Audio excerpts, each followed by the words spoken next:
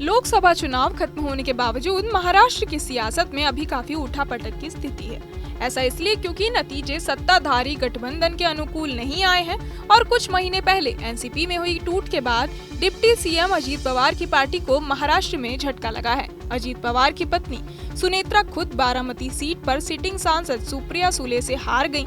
इस हार के बाद अब एनसीपी ने महाराष्ट्र की राज्यसभा सीट के लिए सुनेत्रा पवार का नाम घोषित किया है, जिसने एक बार फिर एनसीपी में अंदर खाने उथल पुथल मचा दी है। एनसीपी में सुनेत्रा को राज्यसभा के लिए मनोनीत करने पर अंदर खाने तो टकराव की खबरें हैं, लेकिन खुलकर अभी कोई भी कुछ नहीं बोल रहा है। वरिष्ठ नेता और मंत्री छगन भुजबल ने दावा किया कि उनका नाम आगे ना बढ़ाए जाने पर वो नाराज नहीं है। उन्होंने कहा कि राज्यसभा को लेकर वे अपनी दावेदारी पेश कर रहे थे। उन्होंने कहा कि पार्टी को कोर ग्रुप के मेंबरों ने सर्वसम्मति से सुनेत्रा पवार को राज्यसभा सीट देने का फैसला किया है। मेरे सहित कई लोग ये सीट चाहते थे, लेकिन चर्चा के बाद हमने फैसला लिया कि सुनेत्रा पवार को राज्यसभा भेजा जाना चाहिए। मैं इस फैसले से बिल्कुल भी परेशान नहीं हूं। हमने पार्टी के लिए ये फैसला लिया है।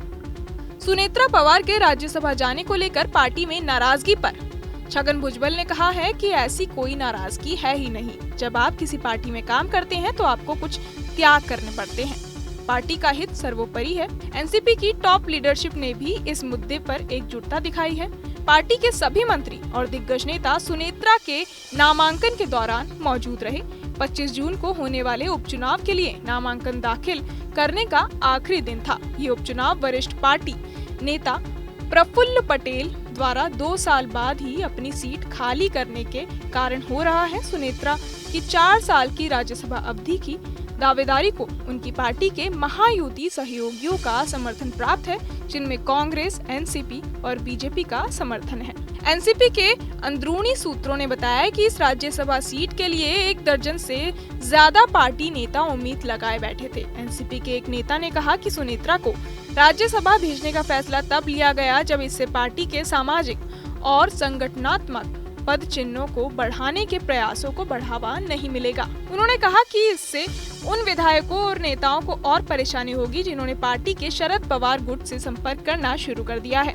बीते साल जुलाई में जब अजीत पवार एनसीपी से अलग होकर एनडीए सरकार में शामिल हुए तो उन्होंने अपने करीबी सुनील तटकरे को राज्य पार्टी इकाई का अध्यक्ष नियुक्त किया।